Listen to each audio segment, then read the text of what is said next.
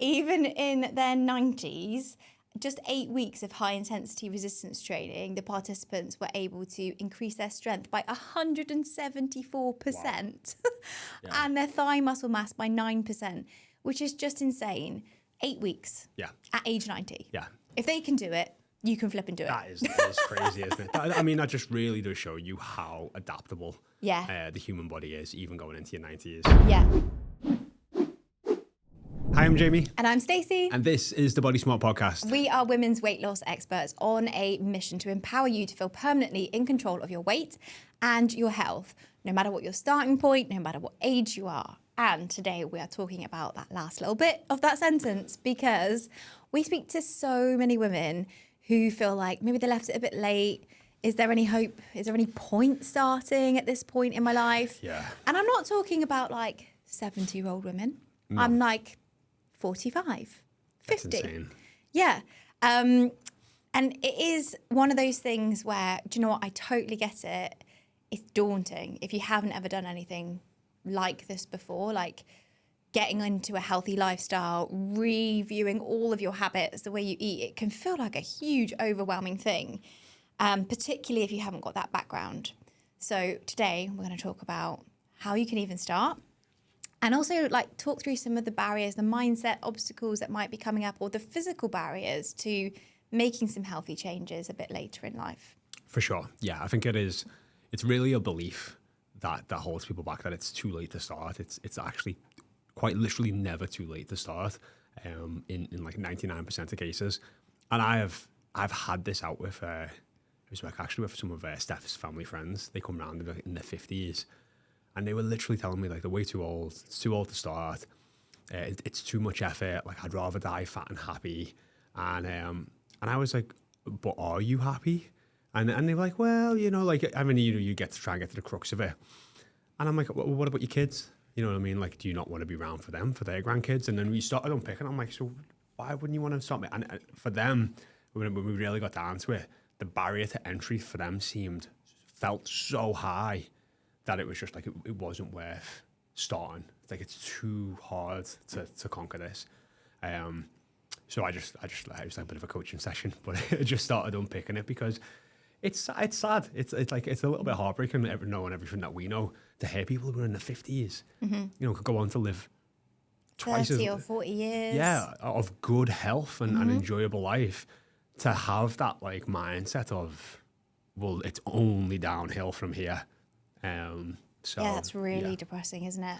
It is, yeah. And I think when you know that that stat that we often share, what the average life expectancy for a woman in the US is 80, so midlife is 40. So if you're like 55, you're thinking, well, I am actually well past halfway. Can I even make any difference? Like, I've done all of this damage. Can I even do anything? Yeah. The good news is you absolutely can. And we're going to tell you just how much you can do with just some very small changes today. And I wanted to start off with a really inspiring story because we actually had our oldest ever client join last week. Which was insane, yeah. Yeah. 82 years old. Yeah. Incredible. Yeah. Which just shows you, you know, it is never too late to change, and having that growth mindset and being able to put yourself out there. Yeah, 82 years old. Like, it's just like wild. But it saddens me a little bit that somebody's still struggling that much with parts of their health at that age. But also, like, hats off to her. Yeah, you know what I mean? Just like a real like level of admiration of just like, you know what, fair play. And do you remember an old I can't remember the video testimonial. I just remember it was a cafe star. She had curly hair, and she was 69, and she was about 70. And, you know, she'd started in like late 60s and was like, oh, I'm going into my 70s and I feel like this is going to be my best decade. Yeah, like, that was her quote. And just amazing to see, but just like, again, just breaking away these sort of beliefs that people have got that it's too late to start. It certainly isn't. Yeah, and I loved reading Michaela's, the 82-year-old lady's reason why she wanted to join. She wanted to be mobile and strong and be able to get up off the floor, like all of these really functional things. And I think actually if you are a little bit older, you can feel like health and fitness, it's like branded as this thing that's about like having a certain look or going to the gym. But if you break down what those words are, health and fitness, it's literally about like being able to live a full life and have functional health and functional fitness is going to change your life, whether you're 22 or 82. So yeah, let's talk about why this is even a conversation, because if we had our way, everybody would just be active from day one and it wouldn't be a hurdle, but that's not the world we live in. It's certainly not. So there was a review done in the UK about like activity levels over age groups, and unsurprisingly, I suppose, like the older you were, the less likely you were to be active, because I think when you're younger, you maybe have a more physical job, running around after kids maybe. It's less painful to be active. But what was really interesting is that women were specifically also less likely than men to be as active as they needed to be to stay healthy. Why was that? Did you know? What was really interesting is their leisure time activity was so significantly lower. So I think probably what happens is women in older generations have always taken on like a lot of the physical work at home. So maybe they felt like, actually I'm doing a lot at home, and then didn't have the time to go out to play squash or go play golf or whatever. Whereas maybe the men did. So the men's leisure time was actually higher, leisure time physical activity. But what was really interesting is it only took tiny bits of change to make a big difference. So every 15 minutes of extra activity that they asked these older people to do resulted in a 4% decrease in mortality. Wow. 15 minutes. Yeah. It's insane. Up to 100 minutes a day, that all keeps stacking up. So you can add up to like a 40, no, my maths is terrible. Like a 30% decrease in your mortality by just being a little bit more active every day. And it makes sense. Like, you know, I've got this like stat ingrained in my head because Steph worked on the pelvic ward. And it was basically like if somebody comes in and breaks their pelvis, there's a 10% chance likelihood that they're going to die within a month. And there's a 30% chance that they'll die within a year. So they used to not operate on really elderly people versus they operate on everyone now, no matter what their age, because the chance of death is so high. It's not the breaking of the pelvis that kills them. It's the lack of movement and then something else does afterwards. So it just shows you like now a very huge traumatic surgery, like fixing a pelvis or a hip. Is it? Yeah, hip word, pelvis, hip. It's the same. Same thing. There you go. Got confused. But such a traumatic surgery, they'll operate no matter what, so they can rehabilitate people and get them movement. And it's just for your circulation, for your cognition, for everything. It's so important to stay active and keep moving. Yeah. And whether you're listening to this and you are 30 or 50 or 70, all of this still applies. The earlier you start, obviously, the better, because you're giving yourself that stronger foundation. But we've got some really great research to show, even if you don't touch a weight until you're 70, it can still work wonders. Yeah. So what we do want to talk about, though, is what stops people. We'll talk about all the amazing benefits, because I think most people know why they should. But let's talk about what stops people. And particularly, you know, when we're talking to clients who are just joining and the fears they have, there's a lot of similar ones that we hear. So physical pain is quite right big. Yeah. In particularly women over like post-menopause age, so 50 plus. And it's not just because you're getting older, so aches and pains are just going to happen, but differences in estrogen can lead to joint pain and stiffness and inflammation. Also sarcopenia, so like loss of muscle mass, affects about 30% of adults over 60. And if we also think about like, as you get older, we've already heard that your activity level has declined. The less you move, the stiffer you are, the more painful it is. Yeah, the more muscle you lose. And so it's like this self-perpetuating cycle. Yeah.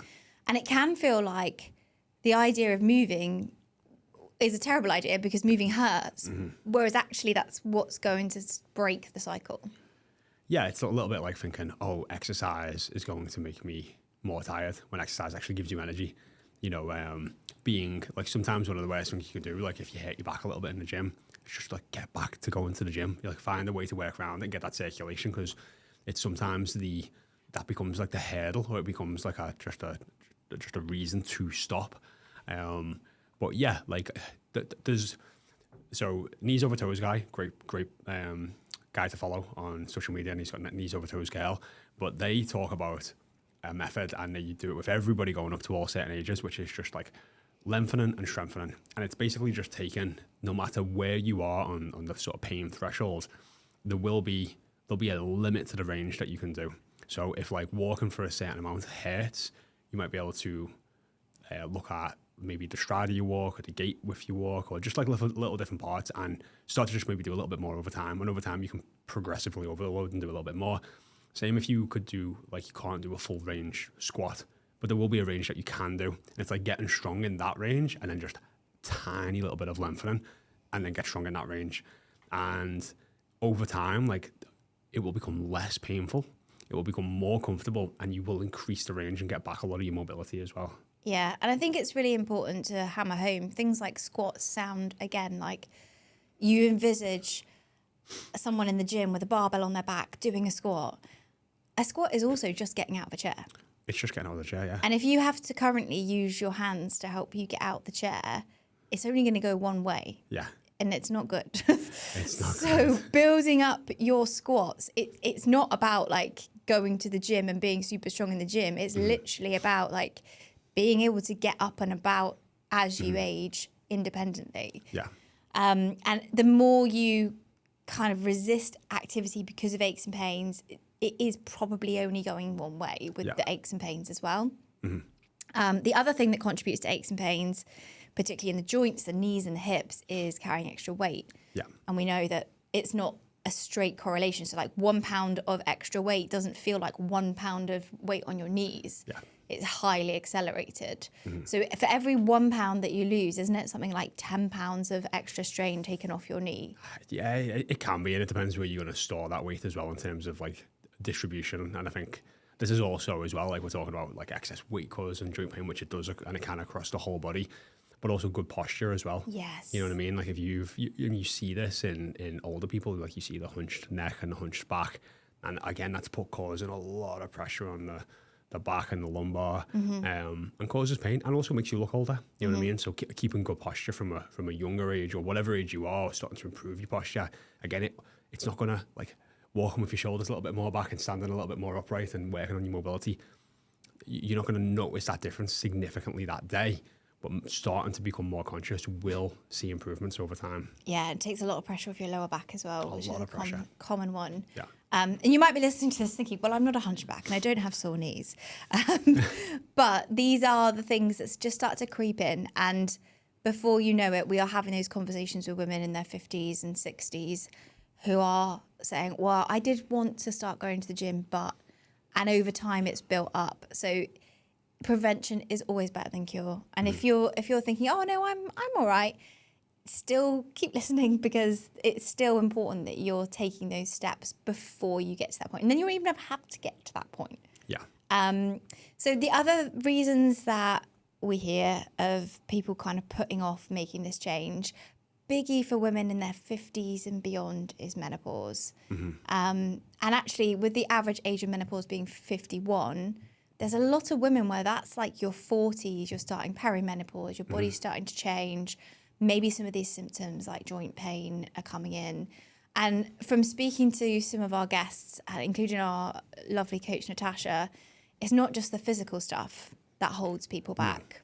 No, definitely. It can be the mental side of things as well, and how much of a change. And that's why, like, I have more and more started to change my view of, like, I think if you can take HRT, it is going to be life-changing and can really massively affect the amount of muscle that you lose through menopause, the amount of bone density that you lose through menopause.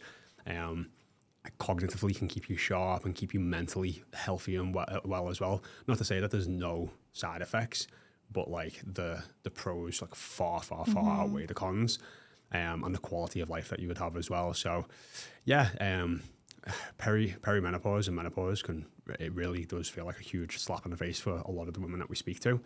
But you know, if you can take something like HRT and then start to work on more of those healthy habits and behaviors, like the quality of life can be extraordinarily better than you could imagine going into those later years. Yeah, it really hit home for me talking to Coach Natasha of that level of anxiety. And, you know, even she's got a baseline of fitness and she's a very outgoing person. And she was like too anxious to leave the house and just really started to spiral. And I think if you are in that state, the idea of starting a whole new regime or going and doing something new would just be too overwhelming. Yeah. So I can totally understand why that's a barrier. And obviously you've talked about HRT, but it's also that awareness that it's not all or nothing. Like it doesn't have to be go and join a gym or go to a class with like a whole bunch of people you've never met before. It could be just going for a walk, or it could just be putting something on YouTube in your front room and doing a 10-minute workout in your front room.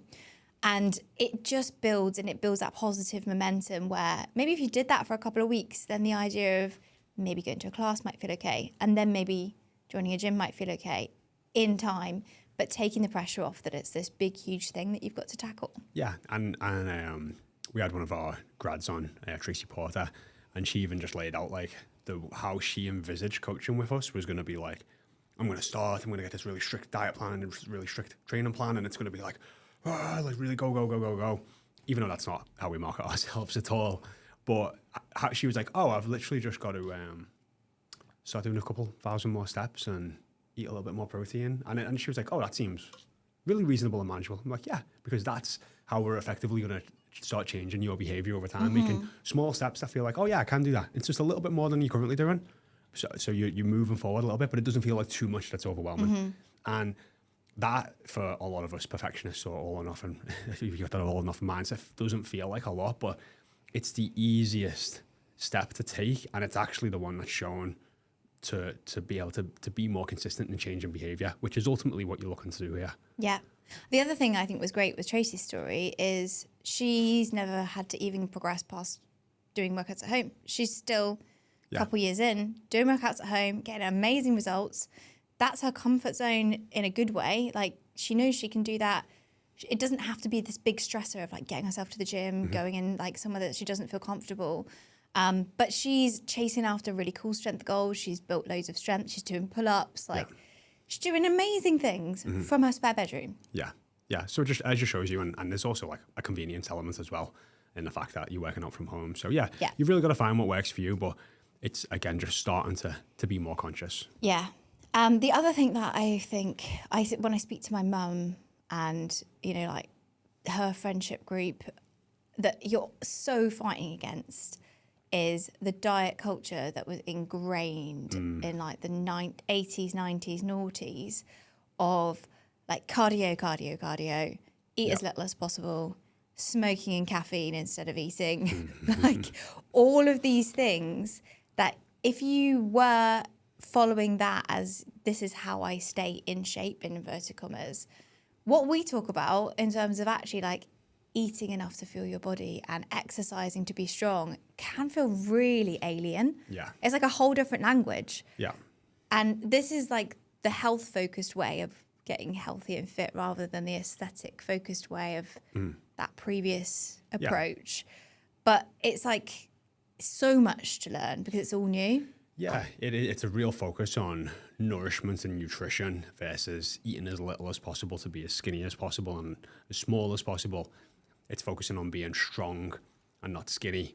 And it's a different mindset to have. And like you said, if you're in that sort of era of like our parents' age, or, you know, like that message wasn't normal. Like, we do see how much it's changed now in a positive way. Like, I've been in gyms where there's 5 squat racks, and every single squat rack has got a woman in it that you're doing squats, deadlifts, hip thrusts. And it's like, God, like that's changed like just quite dramatically in the past 10 years.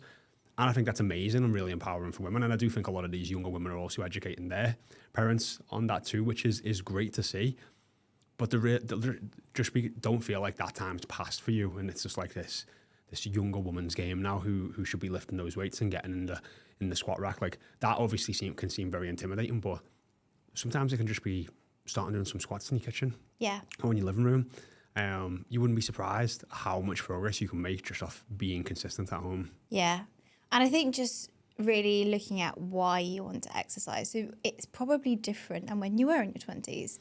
And maybe it was like you wanted to look a certain way. Whereas vast majority of our clients who join us in their 40s, 50s, 60s, they do have aesthetic goals, but actually there's a deeper reason why they've decided, I want to get actually healthy. Yeah. I want to lose weight. I want to look good, but I want to be healthy. And those are really, really strong reasons at this point in life. You've got other responsibilities. You've seen family members or friends go through health issues, and that can really motivate you to change. Yeah. Yeah. Or like I've spoken to numerous clients who have like, my mum or my dad died at this age that I'm approaching, Yes. and I know I'm not living a healthy lifestyle. So there's many. Yeah, there's a huge motivator there that you've basically seen this trajectory play out of you in front, and you're like, this has to change. That's fine as well. Like it's funny, like my mum and dad have both got different drivers for their health. My mum's she just wants to be healthy and look good, and she's got a bit of rotator cuff issue in her shoulder. But when she trains, because she strengthens everything else around it, like lifting, shopping, and just going about day-to-day life is like fine. Like it doesn't, holding the grandson, like doesn't cause her any issues. But if she takes like 2 weeks off training, which she very rarely does now, she into like her shoulder starts aching. So it's a pain management to an extent by staying strong. Versus like my dad's driver is like literally the driver. He wants to be better on the golf course. Like that's the main reason that he's still. But like, It works for him. So yeah, it's I think what you derive motivation from changes as we age and go through different seasons of life. But getting clear on that and being able to like even just like write it down and say it, I think becomes so much more powerful because it gives you, which we've spoken about so much in this podcast, it gives you that why. And I think if you're not sure what your why is or lacking a why, it can be very difficult to be like, well, why should I take action? You know what I mean? Like I'm in pain, I don't feel the best. But like that's might not going to cut it sometimes. You need to really just like dig a little bit deeper and get certain of the reason why you want to take action. Yeah.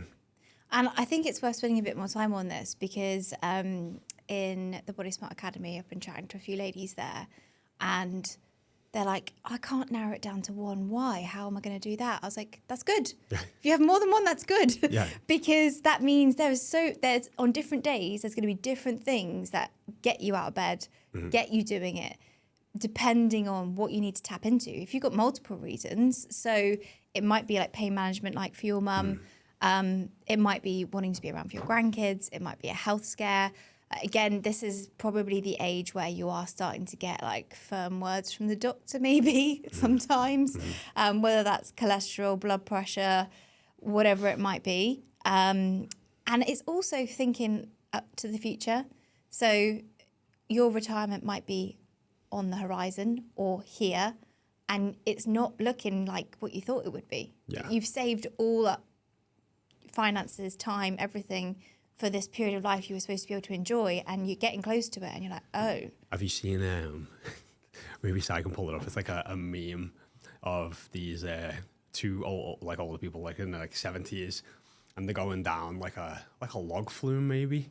They're like in a water park and they're like asleep, and it says above the caption like, oh, when you worked like your whole life to enjoy retirement and have loads of energy and live your best life, and it's just like they're both just like exhausted and just like asleep on like the fairground ride, and it's what I mean, it's just fun. It's like the irony of it. I think it was a little bit of like live your life now and don't put off that trip and everything else that it came with.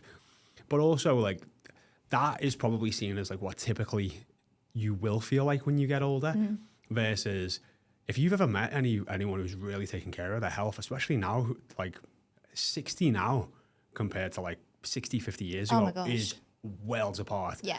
And the people who have like looked after their health in their 60s and 70s, like they don't look like a 70-year-old. They're like killing it in the gym. They've got loads of energy. They're running around with the kids. It is insane, and it just shows you with maybe like modern medicine like TRT or HRT and is this it? Did you know we have an award-winning one-on-one coaching program designed especially for women aged over 30 who want to lose between 15 and 60 pounds? Just like this podcast, our Body Smart method cuts through all the BS out there and brings together the latest weight loss science to fast-track your weight loss. Find out just how we can guarantee we can help you lose 15 to 60 pounds in the next 6 months at bodysmartfitness.com. It's not on a flume ride, it's in Venice. It's in Venice. They're enjoying their trip to Venice with a nap in a gondola. Yeah, the guy laughing his head off. But yeah, the thing is, like, it just doesn't have to be like that. You really do see these people who have looked after and prioritized their health now, and everyone talks about time, and I always try and just reframe it. It's like sometimes it's energy. We see it with so many of our clients who are living really busy lives in their 30s and 40s, and like, I haven't got time, and then they start prioritizing their health and getting a little bit more organized. And then it's like, all this extra time's coming. It's like, no, you've got more energy. So you feel like you've got more time because you get more done. And again, like, why wouldn't you want to have more time, more energy as you age? It's just prioritizing your health. And then that just gives you so much more from the time you have got, because it is like, so many people look forward to this phase of life where they're going to be able to focus on themselves, do all these fun things, and then they get there and they just sit at home. And want a nap at 2 Yeah, yeah. So I think, just getting really clear on your why. And also something that I find a very common theme with our clients who, particularly mums, have maybe focused everything on being the centre of the household, looking after everyone else. Maybe their kids have just moved out. And obviously that is getting later as well. So, people's kids are staying at home till mid-20s, late 20s, even 30s. They eventually leave home and they're like, oh, what about me now? Like, I can actually focus on me.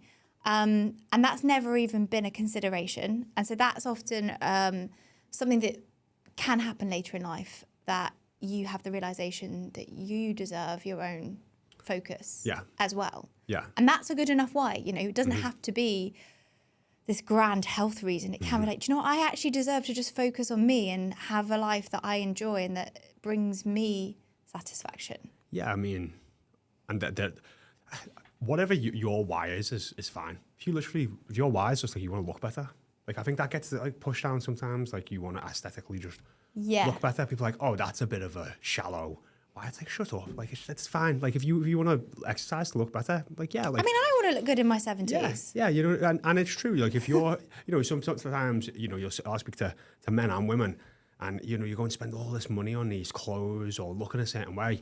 But then when you actually get in shape, like, everything looks way better on you. Like, it just does. Like, there's no doubt about that. So, like, sometimes, if that's like what your why is, that's fine. It's again, it's whatever you derive motivation from, and that's going to be individual to you, because we're all our own persons. Persons. One of them. People. Yeah, there you go.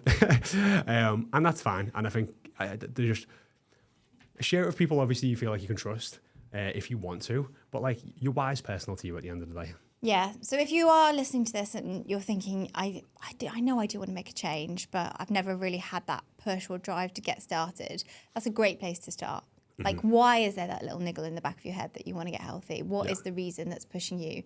And kind of start from there. What's your why, Stacey? I know I've asked you this a few times, but it changes. So for me, it is so that I can just have a life that I feel like I can say yes to anything to. I also feel a very strong responsibility to set, like, a good example for my kids, which is really weird to say that with an S on the end now.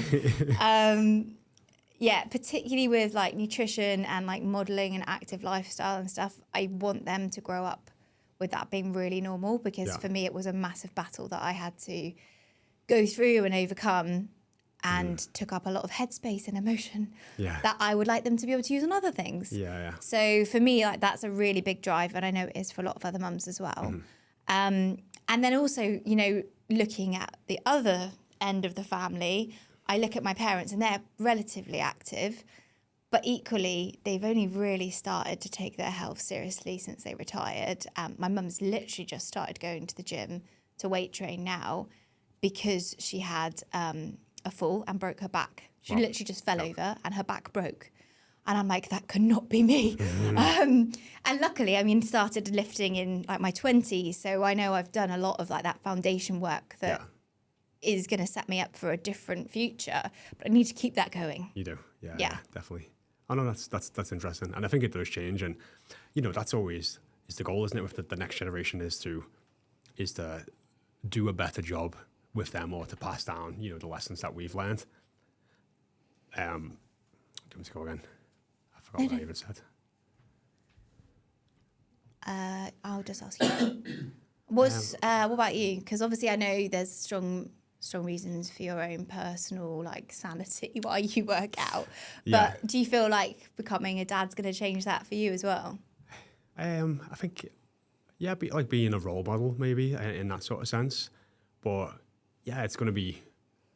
I just you do see it. You know, you've got those like sort of kids who will like not just like given like they could just given these skills from a younger age. Like if you ever see a kid who's like learned gymnastics, and it's like they just seem to carry this like flexibility and mobility and strength from like the whole adult lives, which is crazy. So yeah, being able to pass down some skills that I've learned, I think that's like a great motivator. But for me, it's honestly the and it sounds a bit cliche, but my why is just like prioritizing my health allows me to live my best life.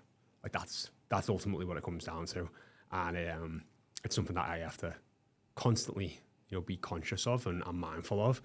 But it improves my life in every way possible. So it will always be something that I prioritize because of that. Like I want to be a better partner. I need to manage my health. I want to be a better dad. I want to be a better, a business owner, whatever it is, a better leader. Prioritizing my health will improve all of those aspects of my life. So that's just it just becomes like just easy. No, it's not that it's easy at the moment. It's part of your identity, yeah, isn't it? It really is. And it's something that, you're always looking for just like little changes. Like I wear like barefoot shoes over the past couple of years.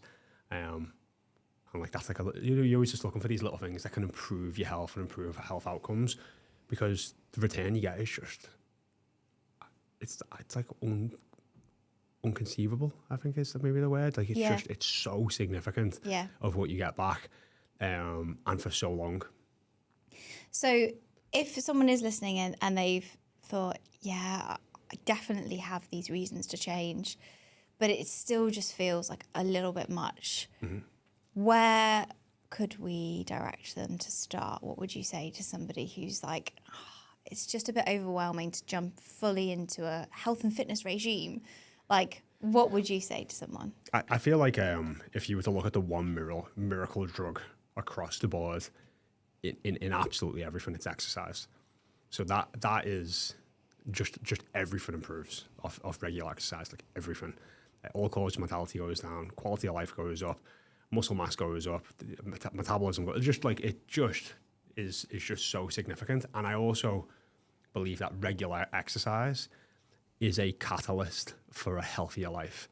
If you regularly exercise, you will just naturally find yourself looking for healthier food choices.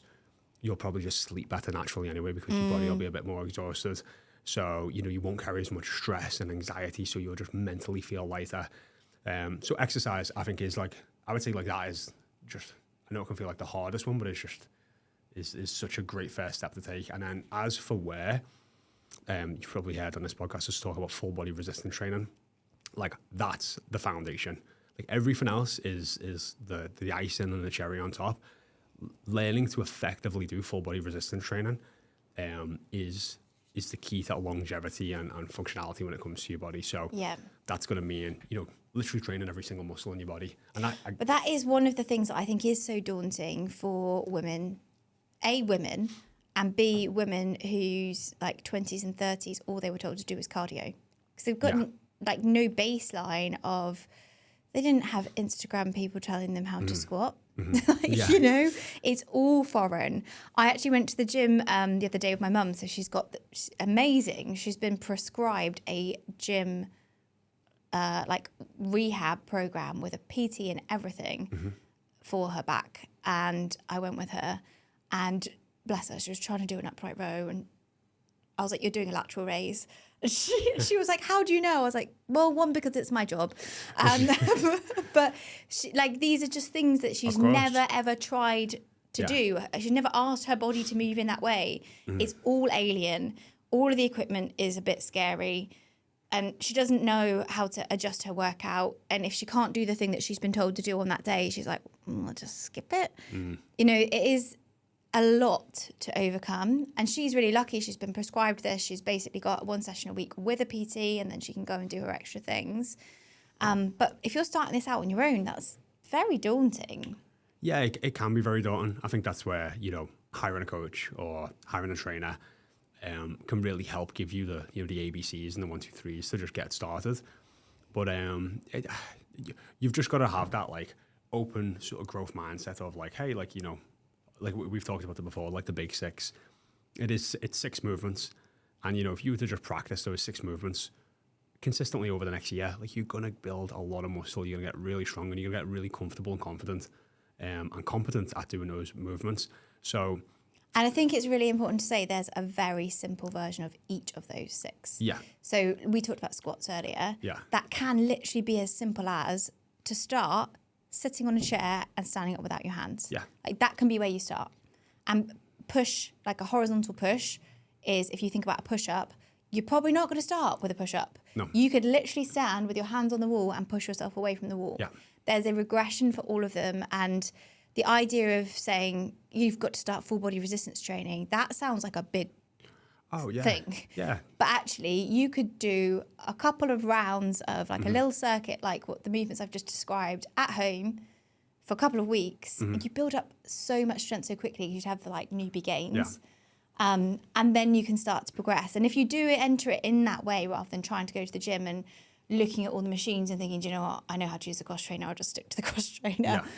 That's going to be way more effective in the long run. Yeah, no, definitely. Like most of the clients that I came in, like the first 6 exercises I would get them to do would be like a box squat, like you just said. So like it's just like a seated squat, and just getting them doing like 3 sets of 8, just for a little bit of a rest. Then they do like a lion leg curl, again just at a weight that felt manageable, not too much for them. Again, 3 sets of 8 to 10. We would do a push up, but we'd do it on like something that where they were basically stood up, and we would just change the angle to what they could do. And almost everybody can do a standing up push up because there's next to no weight, and how low the bar goes will determine how hard it is. They would do like a machine shoulder press, a machine lat pull down, which is just pulling from above your head, and a dumbbell row. That's it. They are literally, those were the 6 movements. None of them were frightening. None of them were put you at risk of hurting yourself in any way. And we were training their full body in 6 movements. We could do that in like 35 minutes. And that was like a complete beginner, never stepped foot in the gym before. So there's variations of that you can do at home as well. And you can dial it all back to just, and regress it all back to where you are. And then you can progress it all to where you're going to go as well. But yeah, it can be that simple. The other thing that I want to talk about with resistance training and why it can feel so alien to maybe a woman who's been told she needs to do cardio. And this again was a conversation I had with my mum the other day. She was like, oh, look at my heart rate for my workout. And she was like really disappointed of like her calorie burn for her workout. Yeah.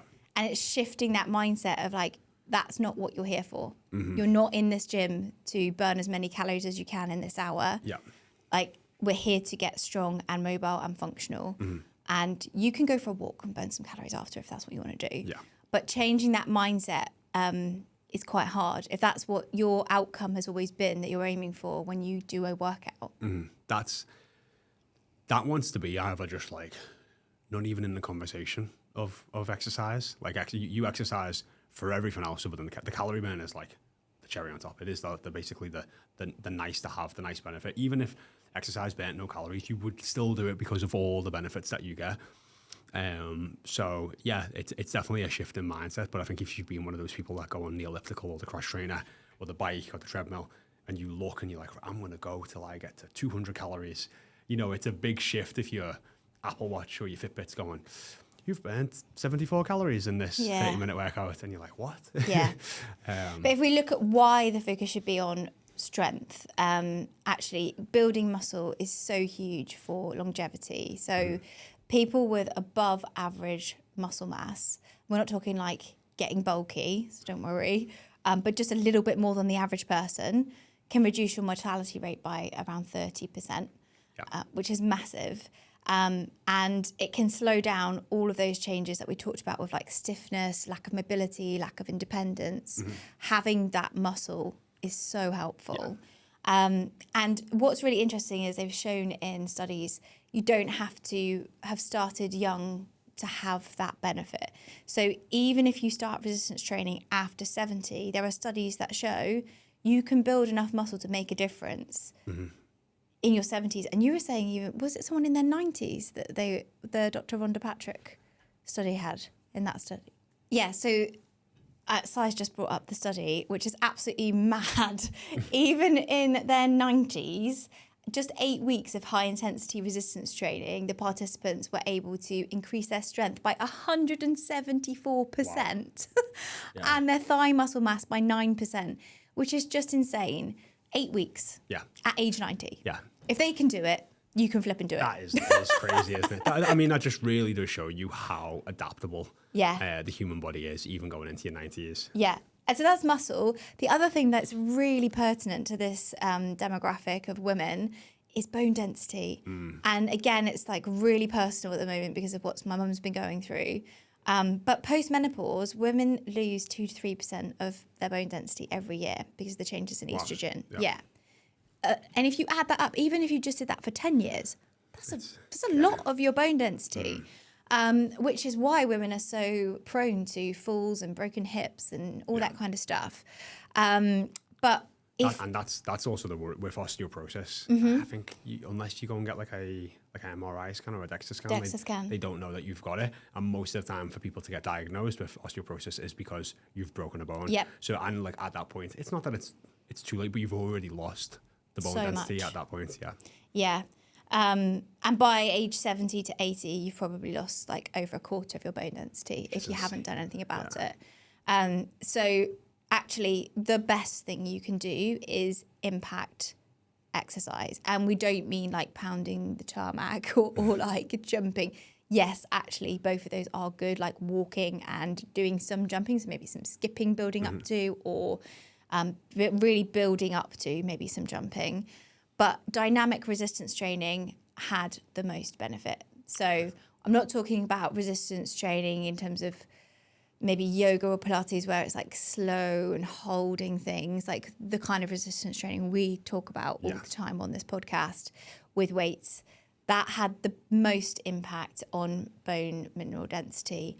And that is just going to protect you from those falls and from that kind of slow decline where you're scared to do stuff. And then you're again in that cycle of, I don't want to go out for a walk because if I fall over, I might break something. And it just traps you. And I feel like that's such a scary place to be, that if you can take some action now and build up your baseline of your bone mineral density, then you're going to be in a much stronger position. Yeah. So get lifting those weights. Yeah. The final thing that I wanted to talk about, which is why to exercise, not for calories, is your brain function. So actually, Alzheimer's is the biggest killer, or dementia is the biggest killer of women in the UK. It's not in the US, but it's a close second. And the Alzheimer's Society recently released this review of studies showing like what can help. And regular exercise reduces the risk of developing dementia by 28%. Wow. And Alzheimer's specifically by 45%. It's like half. Yeah, it's insane. From regular exercise. So it's going to make you stronger. Yes, your bones are going to be stronger, but it's going to keep your brain good. Yeah. And I think it can't be underplayed. Like if anybody's got family members who you've seen go through. It's crippling to watch. It's awful. To go through. Yeah. And as we're all living older, it is a disease that is more likely to happen the older you get. So more people are going to be at risk. So the more you can do to prevent that risk, the better. Yeah. One thing we haven't mentioned, which is something I've invested quite heavily into, which is saunas. And saunas have shown, I think it's, maybe Si can get me the exact statistics, but it's somewhere between like regular saunas over 4 times a week for 20-minute sessions at 75 Celsius, like 185 Fahrenheit, can reduce all-cause mortality by like 30 to 40%. Wow. And it basically mimics a cardiovascular workout. Like basically you get in, your heart rate starts elevating, you profusely sweat from all sides. And I'm pretty sure there's some linked to Alzheimer's there as well. So what I've seen from a few studies when I've read into saunas, especially when they've gone down the behavioural side of things, is it's actually acted, just like I said before, like the way exercise can act as a catalyst to living a healthier lifestyle. For some people, they're going, okay, well, I can go and sit in a sauna for 20 minutes. That's not too bad. And then they regularly build the habit of sitting in the sauna in the gym. And then they're like, well, maybe I can start walking a bit more, and well, I'm already in the gym, maybe I'll do 20 minutes in the gym, or a couple of lengths in the bath. So it again can act as a really low barrier to entry if that's what you're struggling with, but it's something that you build the habit of doing consistently, and it really makes a difference. Yeah. Yeah, so Sai's just got the stats up of it reduces the risk of heart disease by 50%, cardiac death, stroke, hypertension. Yeah. I think most people will be like, I can take a sauna. Yeah. That's all right. I'm definitely one of those people. But they're not small percent. It's not like 4%, 5%. It's, 40% reduce, 50% reduce, 60%. Like it's huge across the board. Yeah. So, and again, it really is because it mimics exercise, and I think that's what you've just been bringing up on the Alzheimer's side of things as well. It's just like it's mimicking exercise, but it's that regular exertion for the body. Yeah. So obviously we will bang on all day about how good exercise is. Yeah.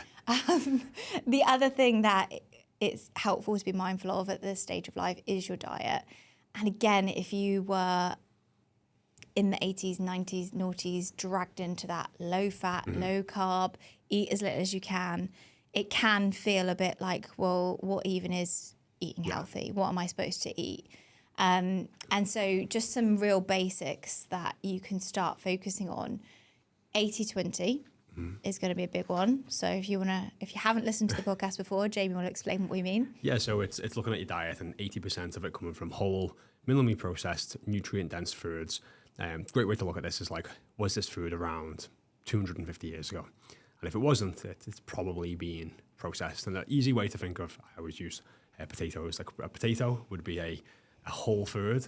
A version of that being more processed would be like a chip or like a fries. And then an even more processed version of that would be like a crisp, or the Americans say. They call those chips. They call them chips. And we call them crisps. We call them crisps. God, it's getting too much. And you can see that that's a heavily processed version of a potato. So yeah, having your diet come from mainly whole foods, mainly nutrient-dense whole foods, minimally processed, is just going to really give you better health outcomes across the board. Yeah. And then if you want to go one step further, looking at particularly your fibre and your protein intake would be where we'd say to go next. There is evidence to suggest that older people generally eat less protein. Older people generally eat a bit less anyway. A lot of them find that appetite diminishes, probably because their activity diminishes. And so getting enough protein is harder because you're eating less overall food. But also, as you age, your body is less responsive to protein. So you can eat the same amount of protein as someone in their 20s, but your body does less with it, if that makes sense.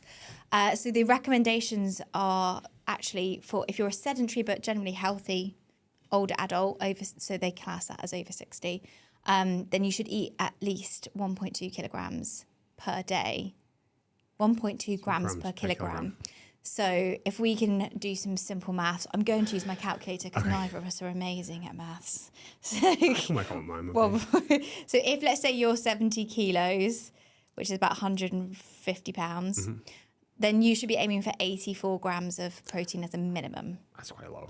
It's quite low, but I think for a lot of ladies listening, if they were to track their food, they wouldn't be getting that. Yeah. And that's for someone who's sedentary.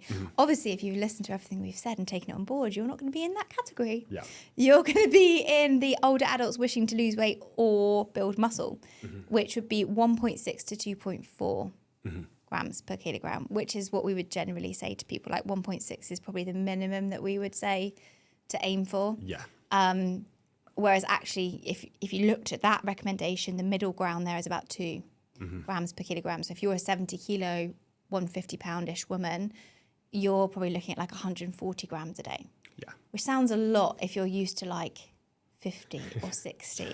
It is, and it's a big change. It can be a big change for a lot of people. And again, you don't need to go from that 50 to 140 straight away. It might just be a case of like, right, do I get any protein in my breakfast? How can I start to factor that in? And just starting to bring more protein and being more conscious, getting more protein into your diet on a day-to-day basis. That's a great tip, actually, the breakfast one, because again, the Special K diet was everywhere in the noughties, in the 90s.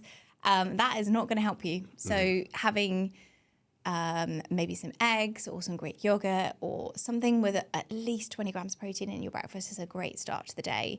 And don't be scared of supplementation as well. So protein powder, like whey powder, is an option. There's vegan options.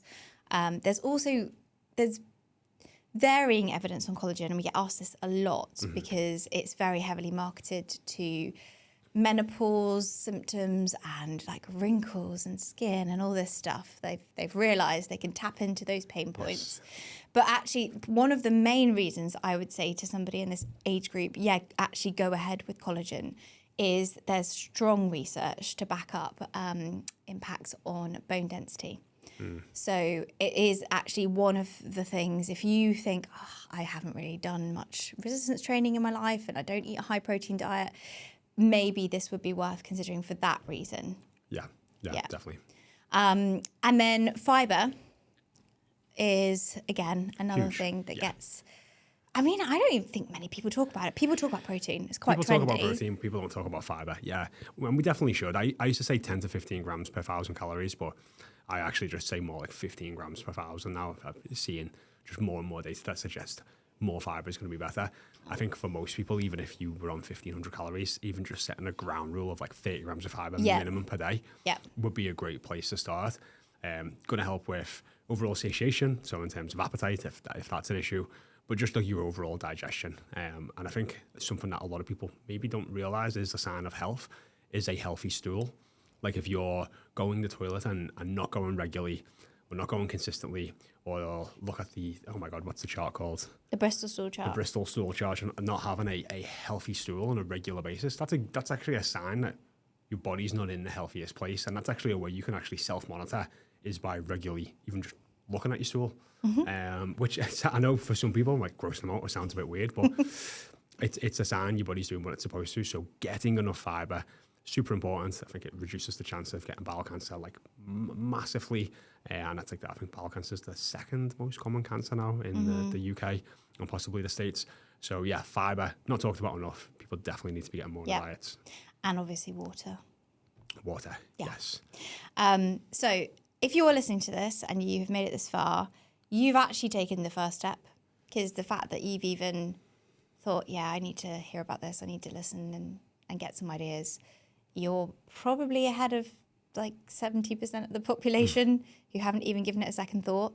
And so the next step I would say is start with your why, and just think about like, why is it you want to get healthier? What is it that you want for your life going forwards? And then work back from there, because what your goals will depend on what your why is. So if your goals are to be mobile and able to run around after your kids, that's going to be very different to if you just want to lower your cholesterol, for example. Like, yes, some of the actions might be similar, but what you want to prioritize and work on first might be different. Yeah, absolutely. So definitely start with your why and work back from there. And also a fun exercise to do is like, if I was ageless, if I didn't have anything like holding me back in my head, what life would I envisage for myself? And just give yourself freedom to think like anything's possible. What would you write down? Yeah. And then, you know what? It's probably possible. Like for most people, it probably is. You might need some help to get there, but we don't let ourselves dream big enough, I think, particularly if we're in a pattern of like, this is how we've lived for X amount of decades.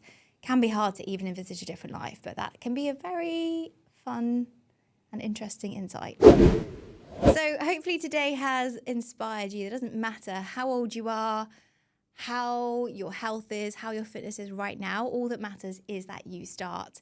And another episode that you might enjoy and give you that boost to, just take the bull by the horns and get going with your health and fitness is our episode with the lovely Annie Murray, which was episode number 82. Annie did start later in life as well. She'd always been like generally fit, but she never took it that seriously. She never like really stepped foot in the gym properly. She'd like go for runs. But as she approached menopause and age 50, she decided it was time to take her health seriously. And oh my goodness, did she do it. So I would say don't just listen to this one. If you can watch that one on YouTube and just check out how incredible she looks, definitely worth it. That is episode 82.